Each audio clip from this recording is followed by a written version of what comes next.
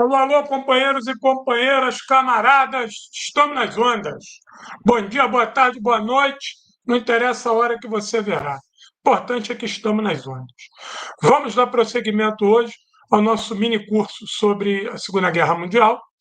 Eu já falei com vocês que é um mini curso de 10 capítulos, que vai tratar da primeira fase da guerra, 41 a 42. Depois nós vamos fazer um outro mini curso para falar de 42 e 43, de 43 e 44. E depois nós vamos ter um para tratar só do ano de 45, que a gente vai falar da vitória e do pós-guerra, né? Como é que se inicia a Guerra Fria e as trapalhadas e safadezas que os aliados vão criando contra a União Soviética, mesmo no pós-guerra, né? Não aceitando a potência que a União Soviética se torna.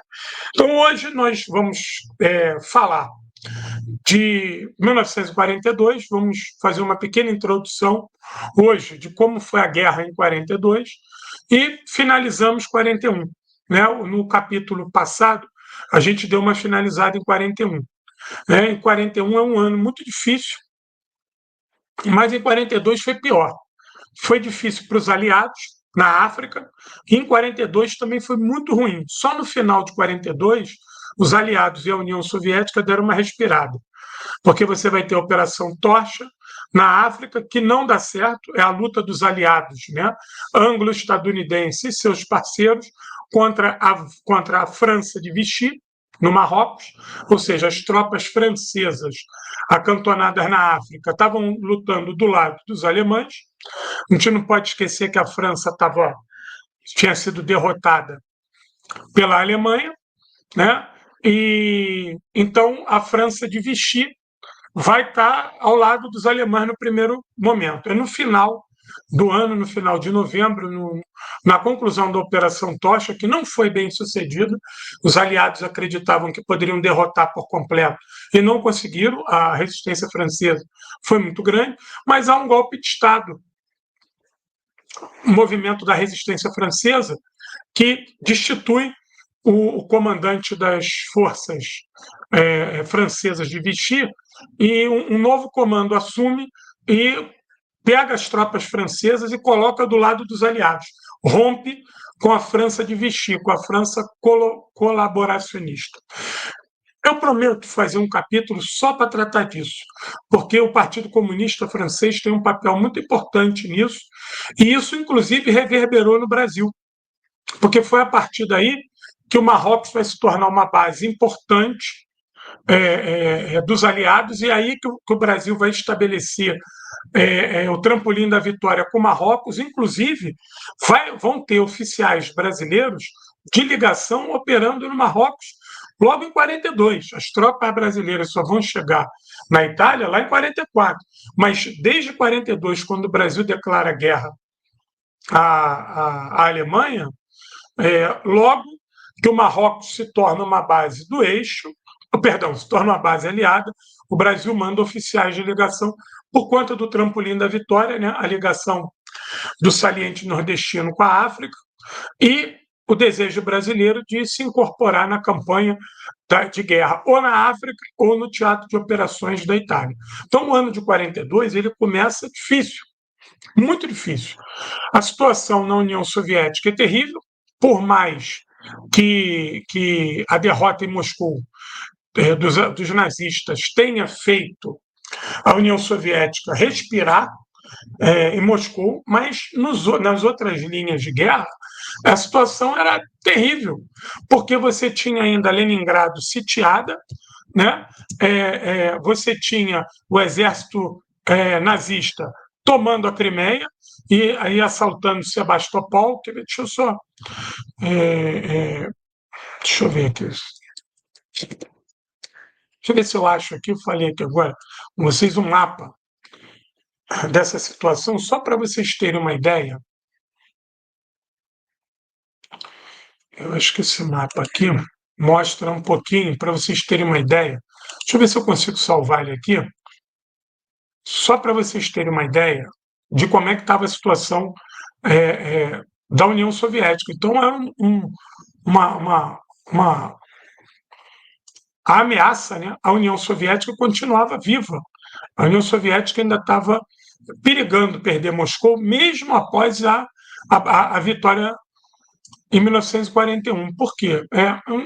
Perdão, não separei esse mapa, mas depois mais lá para frente eu publico esse mapa, só para vocês terem ideia. Deixa eu ver se esse aqui, eu não separei ele, que é o fronte de 41. Peraí, deixa eu botar aqui que vocês vão ver como a situação era difícil ainda para Moscou. Não está aqui. Vocês vão ver como é que a situação em Moscou era dificílima, dificílima, dificílima. Acho que agora vai. Deixa eu ver aqui a data. Não.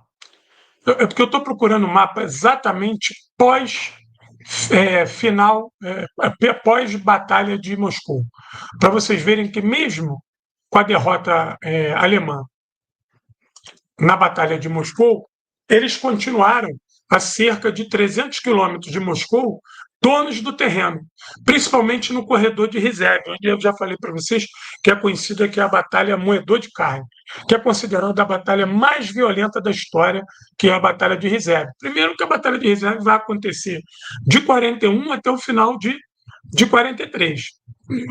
Aquela guerra ali não para naquela região. E tem um outro detalhe: a voracidade dos exércitos alemães para defender aquele corredor, porque ali era, você estando em reserva, era a chama tá acesa de que você poderia voltar a Moscou. Se você fosse desalojado dali, o sonho de retomar a Batalha de Moscou ficaria quase que impossível. Então, 42 é muito perigoso para a União Soviética. O amanhecer de 42, a perda de Sebastopol. Deixa eu ver aqui. Eu acabei dando um contorno aqui e a gente não foi isso que eu preparei, mas eu acabei falando. Sebastopol 42. Deixa eu ver se está aqui para vocês verem. Sebastopol era o porto mais importante da União Soviética naquele momento, porque ele garantia a presença soviética no oeste. Vocês podem ver que, até hoje, a Rússia briga lá por Sebastopol, na Crimeia, com os ucranianos. Né? Pode ver que há um desejo muito grande pelo aquele porto. Não obstante, a Rússia toma aquilo ali deles, né? E hoje é parte da Rússia. Quer ver? Eu achei aqui o mapa. Deixa eu mostrar aqui para vocês como é que a situação era bem difícil ainda para a União Soviética. Esse aqui não, aqui. Deixa eu botar o mapa aqui. O mapa chegou. Eu achei esse mapa aqui Ai, é que eu me embananei aqui. Pronto. Não sei porque o computador está meio lento hoje.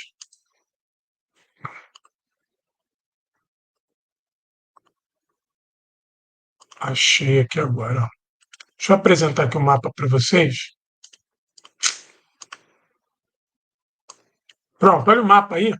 O mapa vai aparecer aí. Essa é a ofensiva de verão alemã, né, na região do Donbás, exatamente onde a Rússia está lutando hoje. Exatamente onde. Vocês vão ver o nome de várias cidades que aparecem aqui. Vocês vão ver no mapa Lugansk, Donetsk, Severodonetsk. Vocês vão ver esses nomes todos aí. Ó. Esse mapa aqui. Ó. Peraí. Esse é o mapa aí. Pode ver que os alemães, isso aí que é vermelho, são os alemães, já estão se aproximando de Sebastopol no verão. Né? Perdão, já estão se aproximando de Stalingrado. Olha aí o mapa aí a leste, Stalingrado. E a Crimeia ali, aquela ilhazinha ali ao sul, já estava sob controle. Você já tinha tido a Batalha de Kerch, que foi uma batalha naval, foi o maior desembarque naval da história até aquele momento foram os soviéticos que fizeram a operação ofensiva de Kerch. Eles chegaram a dar porrada nos alemães, tirar os alemães da península de Kerch e reconquistar. E já estavam pensando em marchar para dividir a Crimeia e salvar Sebastopol. Repara que aqui na Crimeia tem uma linha preta ali, uma estrada que corta praticamente ao meio a Crimeia. Quem domina essa estrada domina a Crimeia, porque você ou isola um lado ou isola o outro. E os alemães, como estavam vindo do oeste para o leste, então eles tomaram logo a base de Sebastopol. Mas o que eu quero dizer para vocês é o seguinte: a base naval de Sebastopol é considerada a base heróica pela resistência dela. Ela resistiu sozinha durante muito tempo a ataques alemães tão vigorosos que ninguém esperava isso. E mais, estava tão difícil tomar a base de Sebastopol que os alemães trouxeram aqueles canhões gigantes, aqueles canhões ferroviários, Gustave e o Dora, gigante, para bombardear Sebastopol, porque eles não conseguiam tomar Sebastopol de jeito e maneira.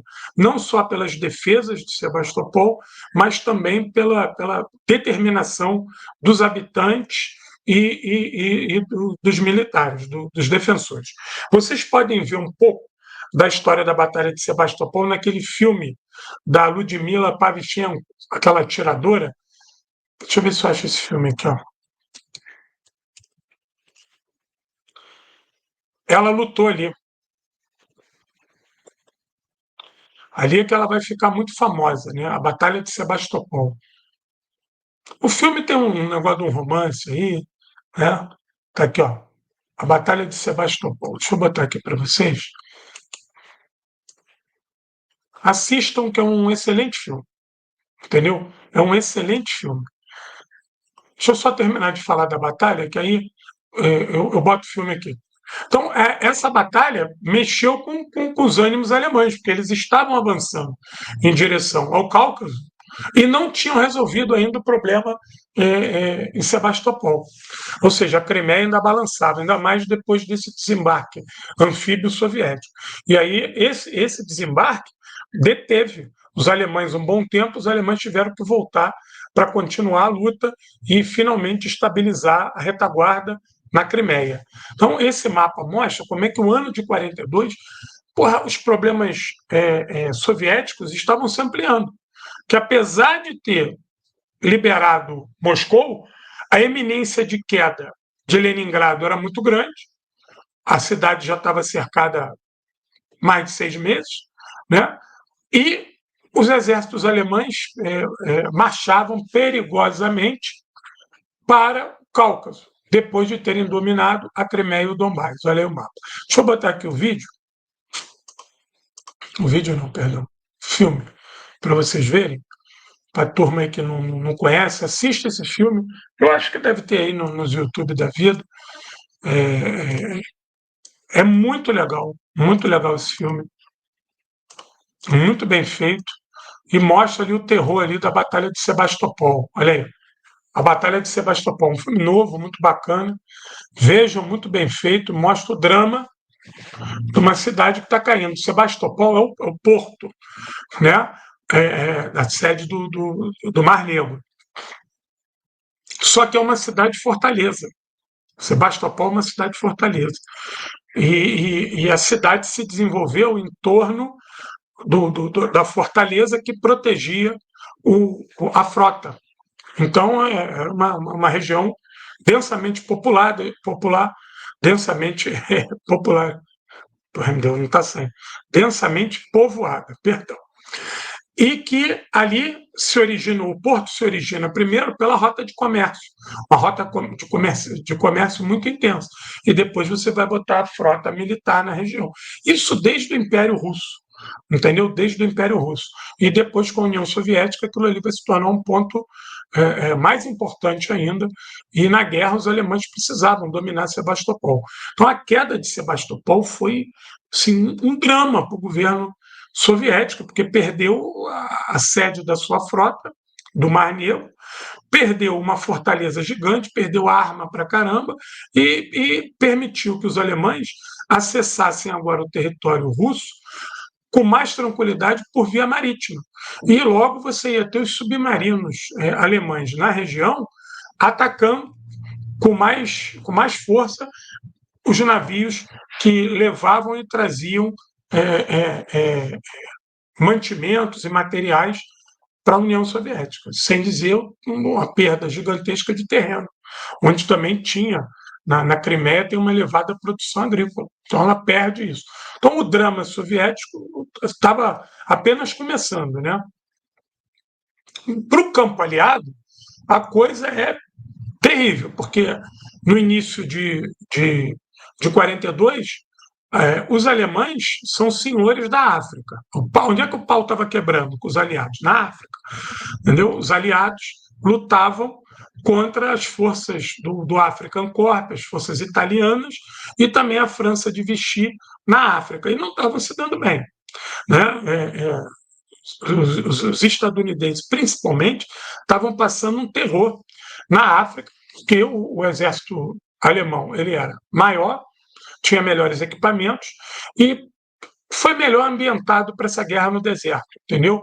O African Corps, eles estudaram como é que iam lutar no deserto. Tanto que é o seguinte, o pessoal fala muito do Fusca, né?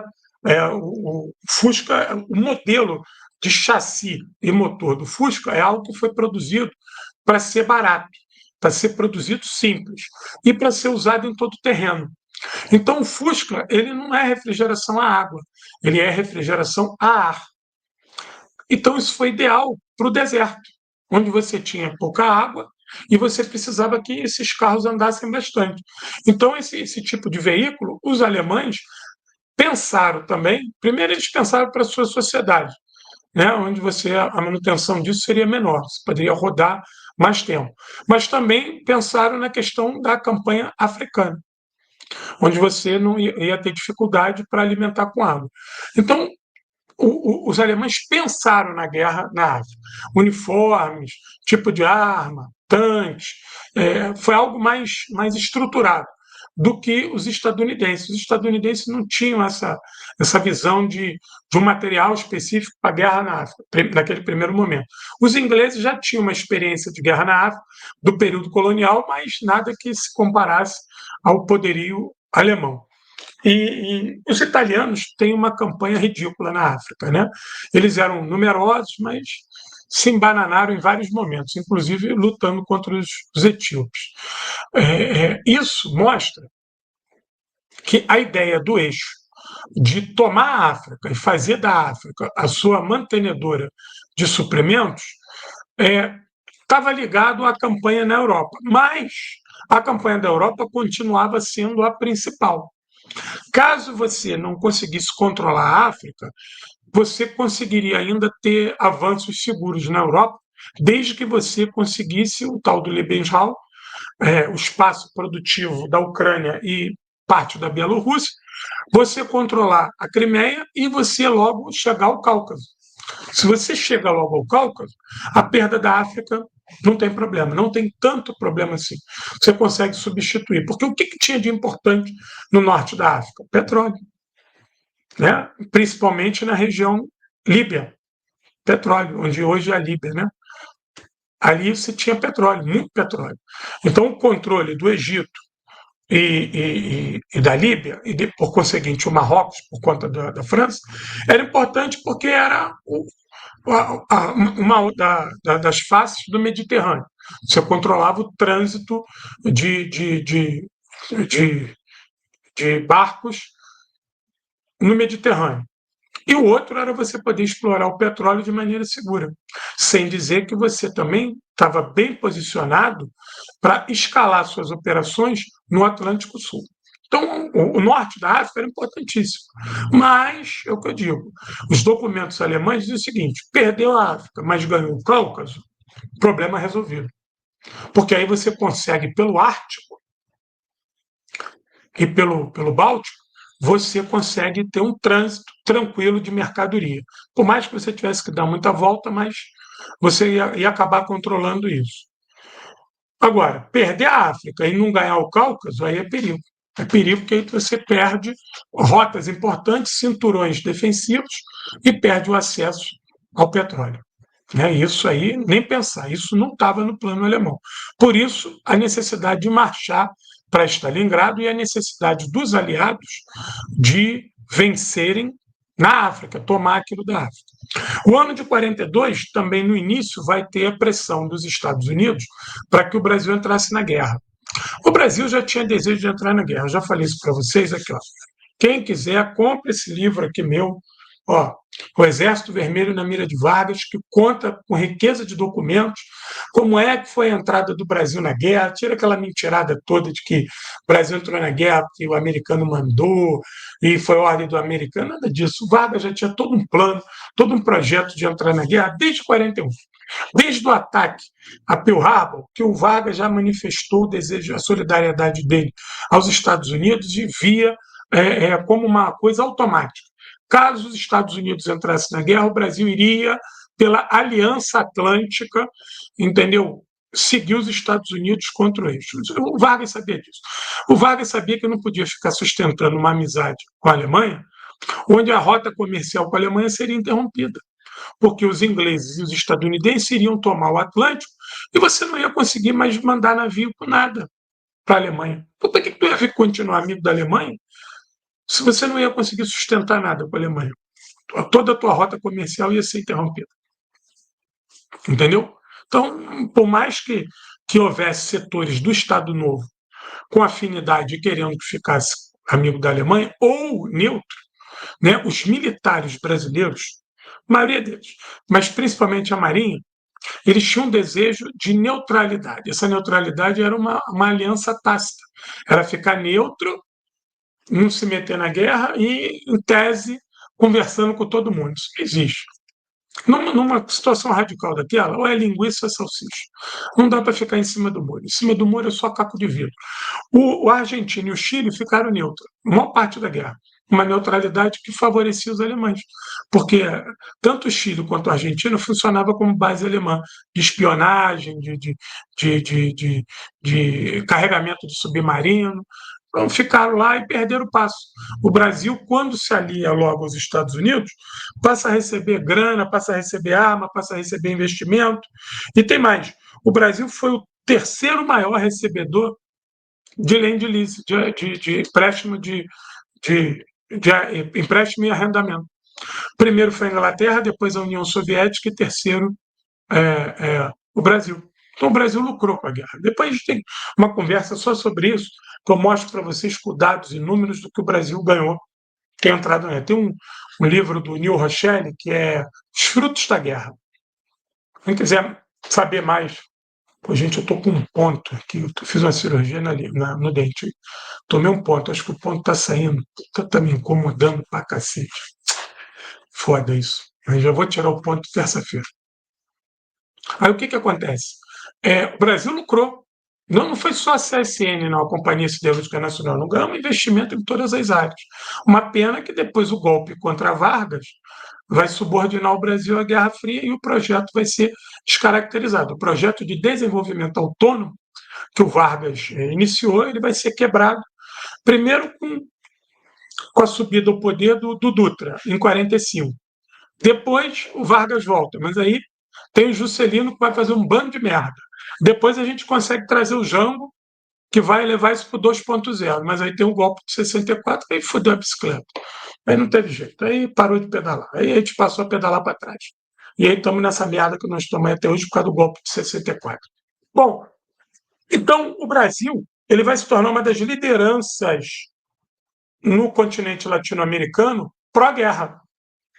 O Oswaldo Aranha vai ter um papel determinante de conversando com todos os diplomatas a partir da OEA, da Organização dos Estados Americanos, com todos os diplomatas do México para baixo, para todo mundo se alinhar ali com a guerra. Todo mundo se alinhou. Todo mundo entrou no contexto aliado. Todo mundo. Isso foi oficiado na reunião de chanceleres latino-americanos aqui no Rio de Janeiro, em fevereiro de 1942. Para vocês terem ideia, que não tem essa história de que o Getúlio queria ficar com a Alemanha, em fevereiro de 42, o Brasil estava sediando uma conferência para a América Latina toda se aliar aos Estados Unidos e à Inglaterra. Fevereiro de 42, entendeu? E quem comandou isso foi Oswaldo Aranha e Getúlio Vargas. Pois bem, essa conferência termina, a Argentina dizendo que não ia fazer isso, que não ia se subordinar aos Estados Unidos, que ia continuar neutra, o Chile também. Isso é perigoso. Todo mundo fica preocupado da Argentina e o Chile ser usado como uma plataforma de ataque ao continente, onde os alemães poderiam, a partir da África, se os alemães fossem vencedores no norte da África, eles poderiam descer as suas tropas um pouco mais ao sul da África e a partir dali um grande porto poderia ser montado de mandando navios e submarinos em conexão com Chile e Argentina e a partir dali atacar o Brasil ou outras regiões da América do Sul. Isso era terror, tanto que o nome era chamado de ABC. A região do ABC era a região mais perigosa do continente, Argentina, Brasil e Chile. E havia setores do governo estadunidense e inglês que temiam que lado que o Getúlio ia ficar. Quando Getúlio, em 42, diz que vai ficar aliado aos Estados Unidos e rompe relações, porque o Getúlio rompe relações com o eixo, Itália e Alemanha, mas não declara guerra a ninguém. Não declara guerra, só rompe. No ano de 2042, de 1942, a partir disso, vai ser o ano mais difícil para o Brasil. Por quê? Porque dos 35 navios que o Brasil perde durante toda a guerra, 24 vão ser bombardeados só em 1942. O Brasil perde um navio militar e 23 navios civis, navios mercantes e passageiro, que eram navios que faziam o transporte de cabotagem, muito importante. A frota brasileira, da Marinha Mercante e do Lloyds brasileiro, estava sendo bombardeada pelos submarinos nazistas aqui na nossa costa.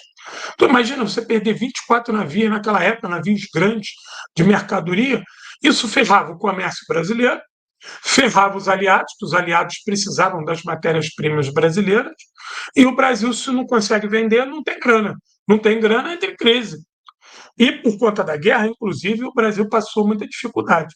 Você tem aumento dos preços, você tem escassez de alimento, você tem um processo inflacionário, você tem retenção de moeda. Então, o período da guerra, o ano de 43, 44, foi um pouquinho de 45, foi muito difícil para o brasileiro. Você tinha dificuldade para comer carne, você tinha dificuldade para leite, você tinha dificuldade para acessar alguns materiais, que isso tudo estava sendo gerado para a guerra, para gerar divisas ao Brasil.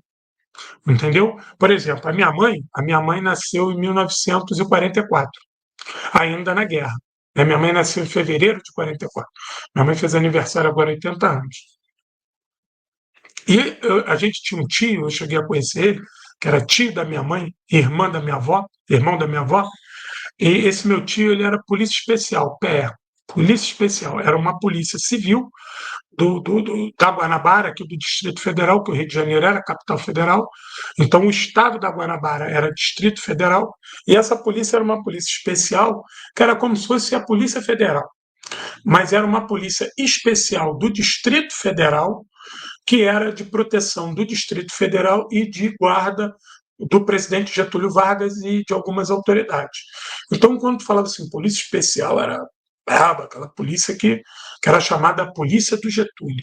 Aí você já tinha a Polícia Federal, que atuava em todo o território nacional, mas você tinha a APE, Polícia Especial, uma polícia criada para ser a guarda do presidente Getúlio Vargas e para também tomar conta do Distrito Federal. Você já tinha a Polícia Militar, né? Você tinha a Polícia Federal e tinha a Polícia Especial e ainda tinha a Guarda Civil, né? Tinha a Guarda Civil. Esse meu tio, ele foi Guarda Civil e depois virou Polícia Especial. Então, esse meu tio é que conseguia furar a fila, né? Aquela coisa de polícia, de carteirada, de arrogância que a gente já conhece. A minha mãe não conseguia leite, dificuldade de leite, filas, formavam-se assim de madrugada para conseguir comprar o leite. E aí o meu tio que ia lá, né, dava uma carteirada, furava a fila, conseguia um pouco de leite para trazer para minha mãe. E a minha mãe conta que essa dificuldade minha avó contava, minha mãe também, que essa dificuldade durou o ano de 44 todo e até 45 acabar a guerra. Quando acabou a guerra, aí a coisa já começou a melhorar. O Rio de Janeiro e várias cidades do Nordeste ainda sofriam de blackout. Você tinha que ter blackout por causa do medo de ataque, né? Porque os submarinos eles se guiavam que estavam próximo da costa pela luz. Então tu tinha que desligar toda a luz. Quem morava na orla, né, tinha que apagar toda a luz e tinham rondas da polícia para verificar se tu apagou a luz mesmo. Se tu não apagou a luz, lógico que nós estamos falando de 1942, 43, não tinham tantos apartamentos nas orlas, tinha muita casa, então era fácil. Hoje, com esses prédios com 300 apartamentos, como é que a polícia ia de apartamento a apartamento para verificar se a luz estava acesa e teria muito mais dificuldade, né? Mas naquela época não. A polícia, inclusive, isso foi publicado nos jornais, eu tenho jornais aqui, as ordens, a partir de 8 horas da noite até 5 da manhã é blackout total, e tinha essa ronda. Se visse a luz acesa, a polícia tinha autorização para invadir a casa e desligar a luz e prender o ocupante da casa que se negasse a seguir as ordens por uma questão de defesa nacional. Então, o Brasil, quando ele adere ao contexto aliado, ele começa a pagar o preço. 24 navios civis e um militar são postos a pique. Então, o Brasil tem pânico. Pânico no Brasil é muito grande. Aí o governo bota sob censura os ataques. Você não podia. Teve um ataque ao navio, tu não podia já informar na imprensa, não. Calma, porque quando tu informava a imprensa, tu também municiava o inimigo. Tu dava o êxito para o inimigo. Porque geralmente o inimigo ele soltava o torpedo, via o navio a pique, tinha certeza que ele foi a pique, embora marcava lá, fundei o navio tal, na coordenada tal, tal, tal. Se você põe na televisão isso, tu confirma o abate. Entendeu? Tu confirma, está confirmado o abate tal. Isso cria pânico geral. Então, o Brasil, às vezes, informava, não deixava de informar, mas informava assim 3, 4, 5 dias depois do acontecido. Até porque esses navios eles eram muitas das vezes afundados muito próximo à linha de orla. Por quê? Porque esses navios eram navios de transporte de cabotagem. Ele pegava uma mercadoria no Rio Grande do Sul, deixava no Rio de Janeiro, do Rio de Janeiro ele pegava uma mercadoria, deixava no Nordeste, do Nordeste pegava uma mercadoria e levava para os Estados Unidos. E tinham navios que eram mistos, que levavam carga de passageiro e mercadoria, e fazia esse transporte pingando a costa, né? Mordiscando a costa brasileira. Então, quando você destruiu um navio desse, os corpos vinham dar na orla. Às vezes, o navio não tinha tempo de pedir socorro. Ele era afundado e cessava a comunicação. Inclusive, tinha a tática desses submarinos de, quando possível, atingir com um canhão a antena, destruir logo a ponte de comando e a antena, porque o navio não tem como pedir socorro e quando ele pede socorro, ele denuncia também a posição do seu atacante. Então, bombardeava logo a antena e ferrava. Às vezes não tinha nem tempo. O navio ia a pique, às vezes a comunicação também não chegava, e o navio ia embora, só que a maré trazia os corpos. Então as cenas eram terríveis. Isso teve algumas vezes que furou a censura e saía no jornal. Corpo de criança, de gente, porra, tudo na orla. Né? E nós perdemos mais de 1.000 brasileiros, a maioria deles civis, porque nós só perdemos um navio militar durante toda a guerra, o navio Bahia, né? Se eu não me engano, é uma corveta, um contra-torpedeiro, Bahia, que afunda na África e que não é nem afundado por submarino. Ele tem um problema no paiol, as bombas explodem, então ele vai a pique. É o único navio. O outro navio militar que foi atacado pelos alemães, ele não foi afundado, mas ele foi atacado. Esse navio brasileiro chegando próximo do Egito, ele foi atacado e matou um brasileiro. Por quê? O navio está chegando e o avião está atacando, alemão. O Brasil ainda era neutro. Isso foi antes de 42. O Brasil, antes da declaração de 42, de fevereiro. Isso foi em janeiro e fevereiro. Os brasileiros sobem a bandeira brasileira mais alto e estendem uma outra no convés para mostrar ao avião que aquele ali era brasileiro, que o Brasil, naquela época, ainda tinha relações diplomáticas com a Alemanha, como o avião Messerschmitt faz a volta e continua atacando o navio. E vai matar esse funcionário, era um funcionário civil que servia nesse navio, né? Ele era civil, mas servia nesse navio, vai matar ele, ele está lá em cima tentando sinalizar, e ele é perfurado pelas balas, morre. Então é a primeira baixa do Brasil na guerra, e isso tem um impacto tremendo. O Brasil protesta junto à Alemanha, a Alemanha disse que ia ver o que aconteceu, o fascismo lá está preocupado com isso. Então, quando o Brasil declara que rompia relações com a Alemanha, o Brasil começa a ter os seus navios atacados sistematicamente. Aí todo mundo quer que o Brasil declare guerra. Só que o Brasil estava receoso de declarar guerra naquele momento, porque o Brasil não tinha como se defender, sem que os Estados Unidos se comprometessem em fornecer armamento e ajudasse na defesa do Atlântico Sul. E aí, obviamente, que os Estados Unidos vai aproveitar isso e vai trazer a questão do porto do Rio Grande do Norte, né, de Parnamirim, onde vai ser o trampolim da vitória. Por quê?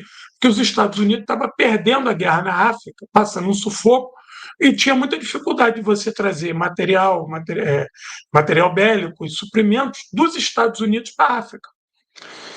Se você tem o Brasil já na jogada, você pode trazer dos Estados Unidos para o Brasil, do Rio Grande do Norte para a África. Trampolim da vitória. Pronto, resolvido o problema. Então isso vai ser terrível. O Brasil vai ficar preocupado. E tem outra coisa, começa a rondar também o boato de que a Argentina poderia atacar o Brasil pelo sul. E aí é o pânico parte 2. Inclusive, as ameaças de golpes de Estado contra o Getúlio Vargas por ter declarado guerra. Onde é que ele vai declarar guerra? Em fevereiro, ele rompe relações. Em junho, ele vai criar um tal de estado de beligerância, porque está todo mundo na rua cobrando que o Getúlio declare guerra, o Brasil está sendo atacado, estão matando os brasileiros, e o Getúlio está tentando negociar com os Estados Unidos como é que era isso.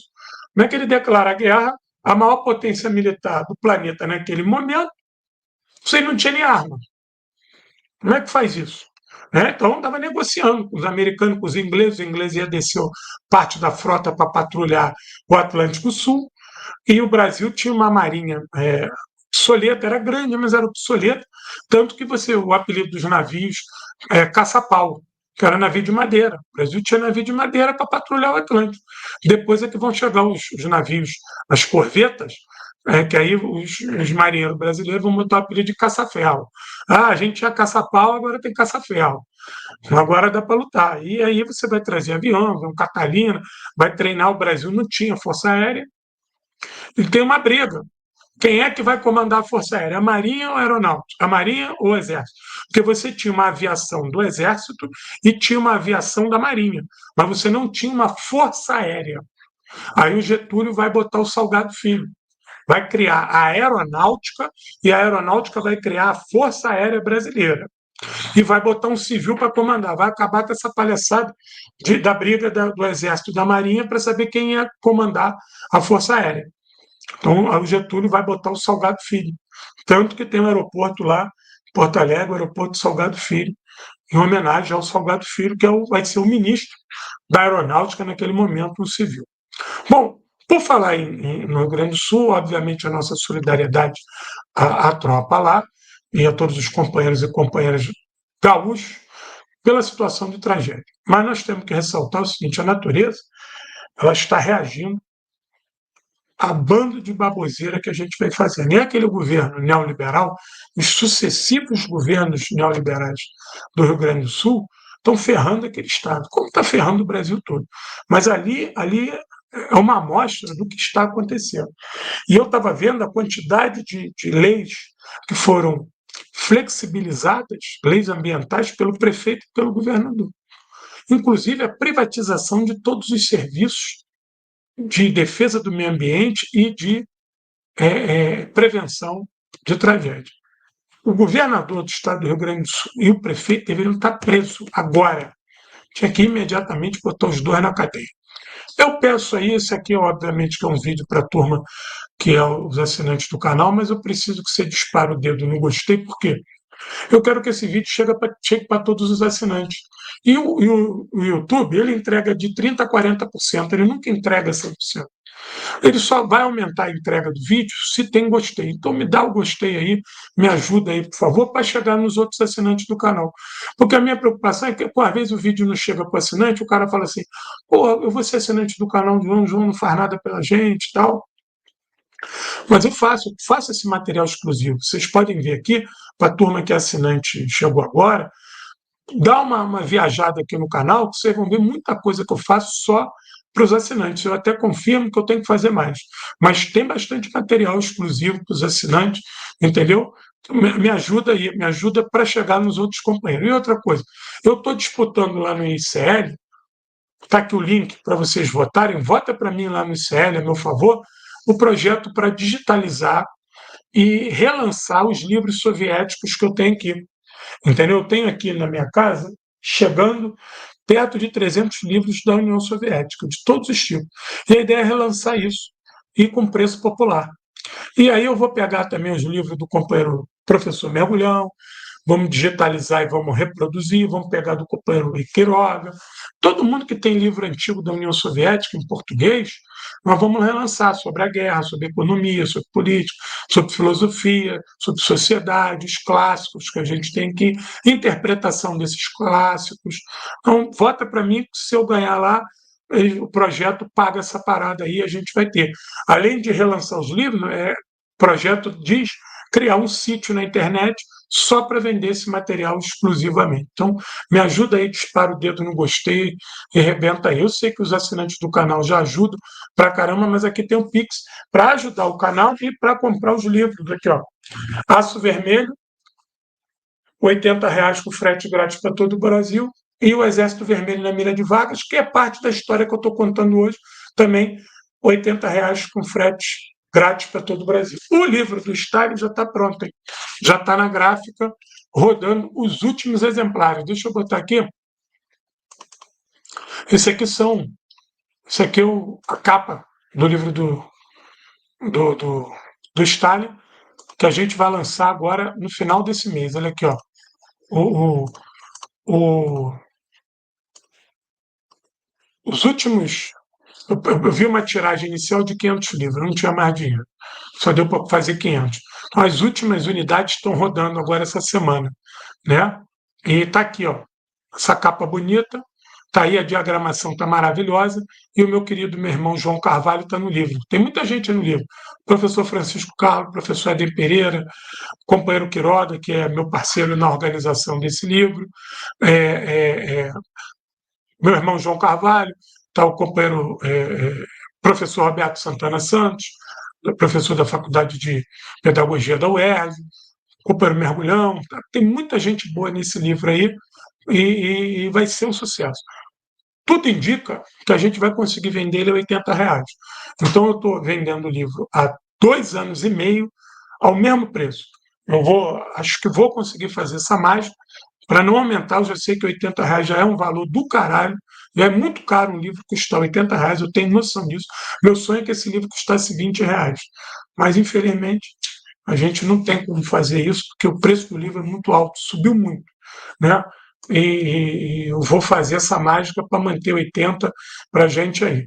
E assim que o sítio do canal estiver pronto para venda de material, que eu espero que até o final desse ano o sítio esteja já pronto, já estou com parte da grana, vários companheiros ajudaram. Quero agradecer a todos vocês que me ajudam, mas quero agradecer em especial, um beijão especial, maior ainda, aos assinantes do canal, porque vocês assinando o canal todo mês é muito legal.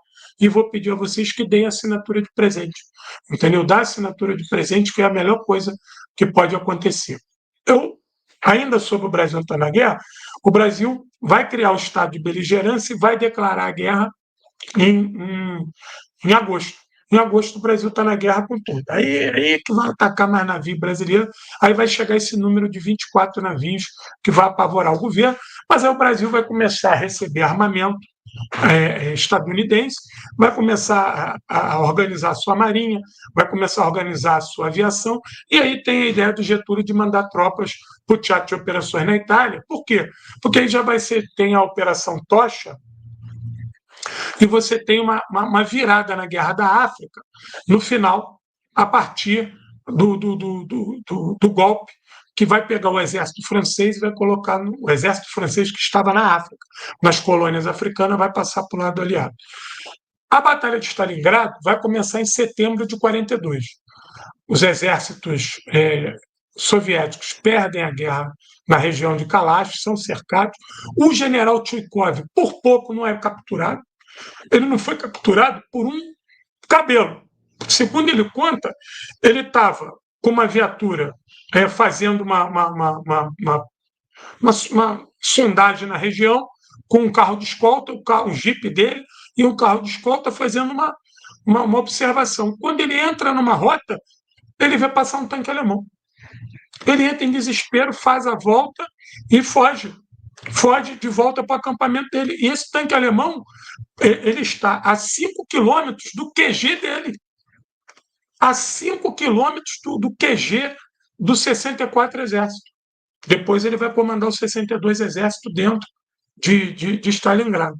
Ele vê o tanque alemão passar, ele dá a volta, avisa, e aí ele descobre que boa parte das forças soviéticas já estavam sendo cercadas em Kalash. E Kalash é 15 quilômetros de Stalingrado. Isso é extremamente assustador. Então, Stalingrado é tomado assim, de supetão. Tem o bombardeio, que é abissal, né? E aí aquilo vira um terror. A situação em Stalingrado vai apavorar. Aquele fantasma lá de Moscou passa a acontecer agora aqui em Stalingrado. E se o Cáucaso cair, ferrou. Eu vou ler aqui, preste atenção, eu vou ler um documento aqui.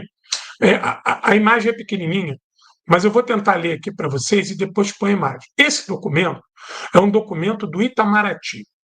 É um documento do Itamaraty. Isso é um relatório diplomático. Quer ver? Deixa eu pegar aqui para vocês.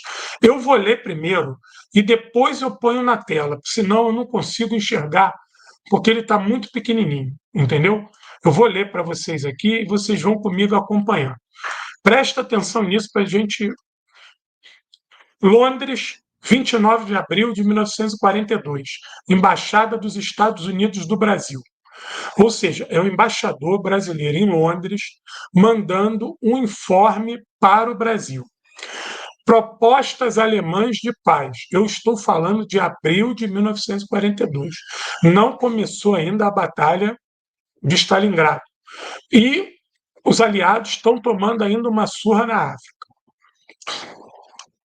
Senhor ministro, o documento é direcionado ao ministro das Relações Exteriores do Brasil, Oswaldo Aranha. Uma vez mais, como geralmente acontece, antes do Führer empreender uma qualquer ação militar de excepcional importância, circulam boatos. Aliás, com alguns fundamentos de que a Alemanha teria feito, desde março último, 3 tentativas para entrar em negociações para uma paz de compromisso com os Estados Unidos e o Império Britânico, visando ter os mares livres para a sua operação a oeste da Europa. Olha aí, olha aí. A primeira dessas tentativas, segundo é afirmado, foi feita por intermédio do governo turco, a pedido do embaixador von Papen.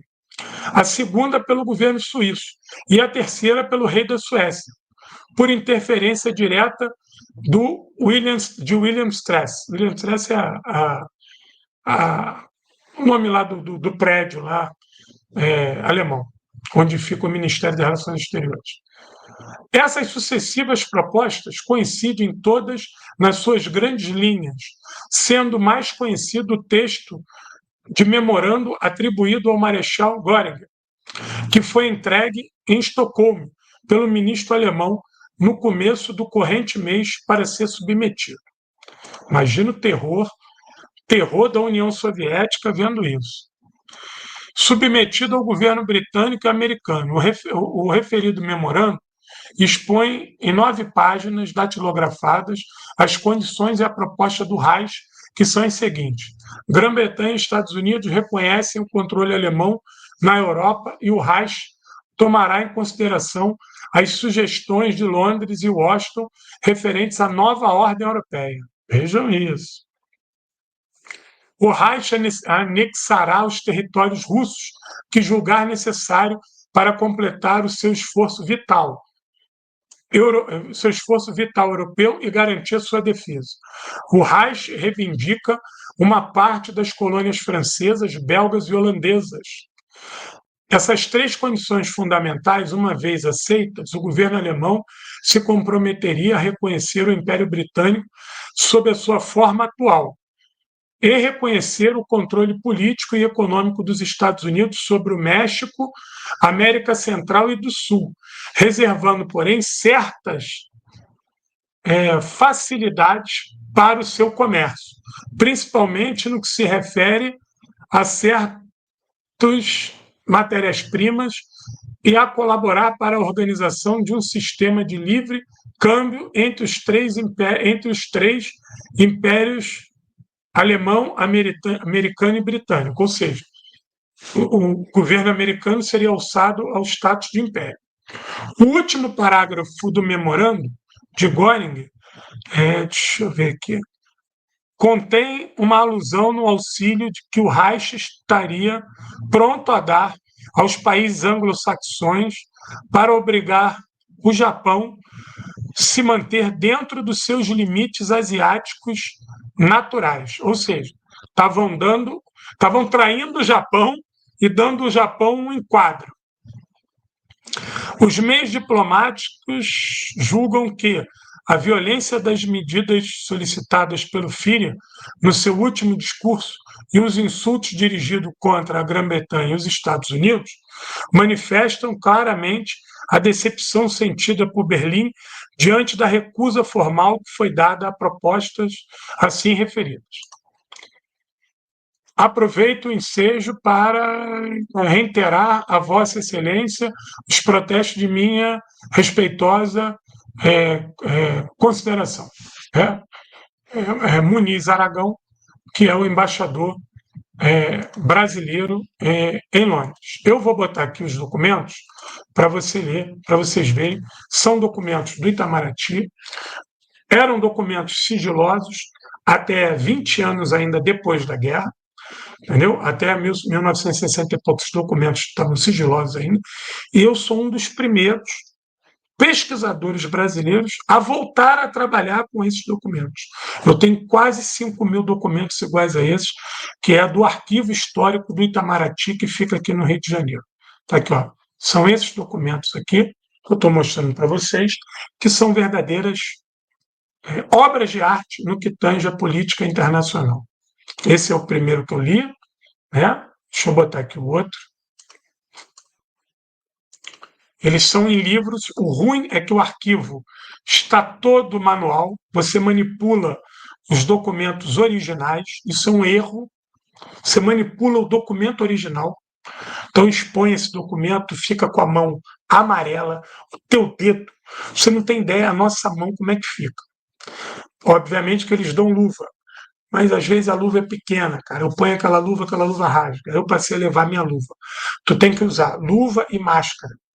A quantidade de ácaros que fica em você, cheiro dentro daquilo, porque os livros são muito grossos, são tomos inteiros, entendeu? E aí tu passa o dia inteiro lendo, ficha, a nota fotográfica.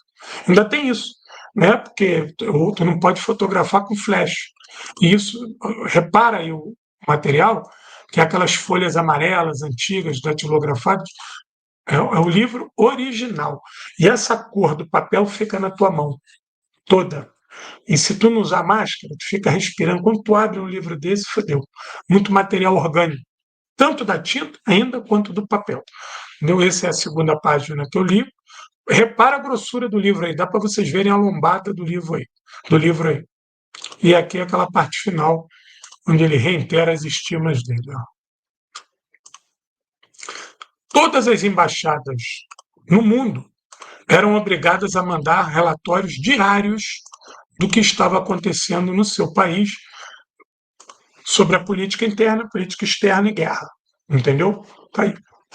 Então, era esse fantasma que rondava a União Soviética, porque do mesmo jeito que isso vazava para o Brasil e para os outros países, vazava para a União Soviética. Então a União Soviética estava em pânico, que a proposta do Hitler é tentadora. Ó, vamos dividir o mundo em três. Os documentos estão aí, tá vendo? Eu duvido que algum de vocês, companheiros e companheiras, tenham visto já um documento igual a esse, revelando uma parte da Segunda Guerra Mundial foda. E que está morta aqui no Brasil, porque não tem ninguém para pesquisar isso. Quem pesquisa isso sou eu. Entendeu?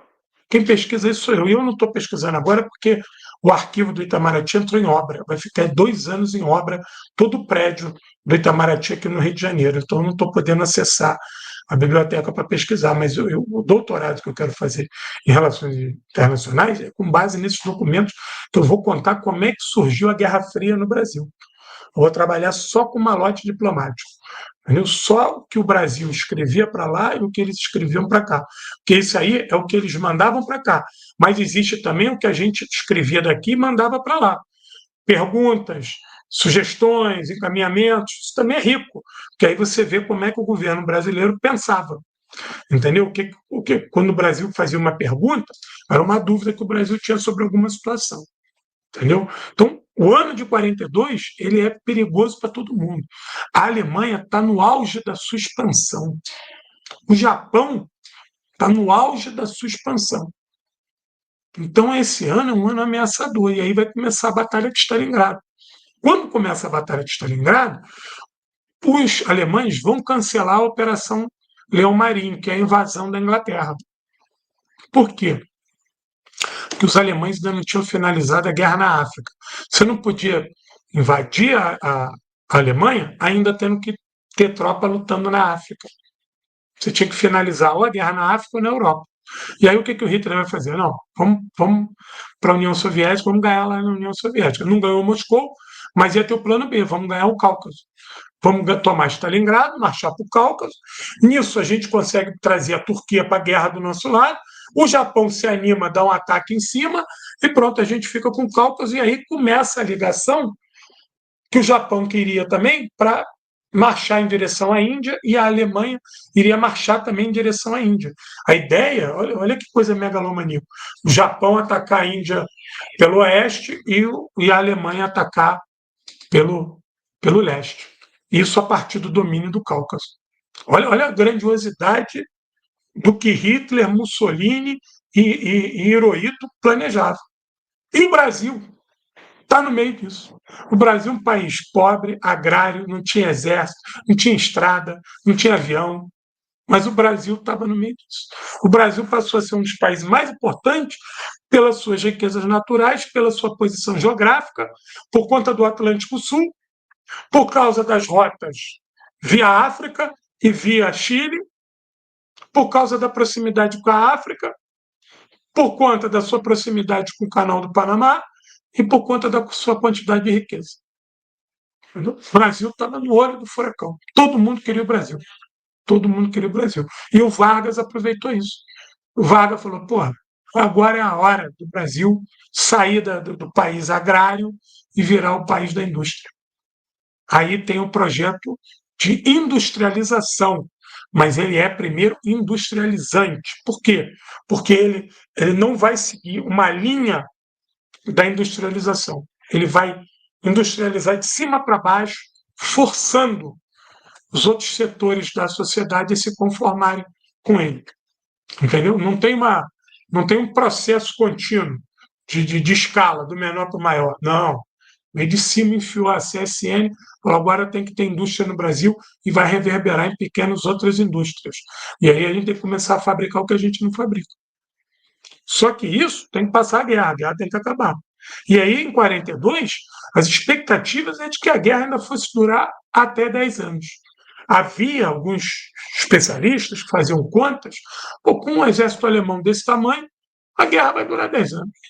E aí começa o Lend-Lease. É aí que a indústria americana começa a produzir para ajudar a Inglaterra, para ajudar todos os países da América Latina que se aliaram aos Estados Unidos, receberam Lend-Lease, até Cuba.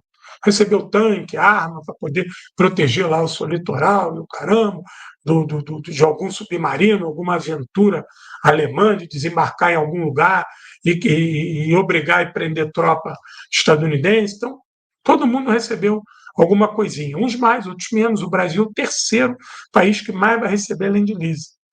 O Brasil recebe tanque, mas não leva para a Itália, deixa os tanques aqui na região sul para proteger de uma possível invasão alemã a partir do território argentino e com apoio chileno.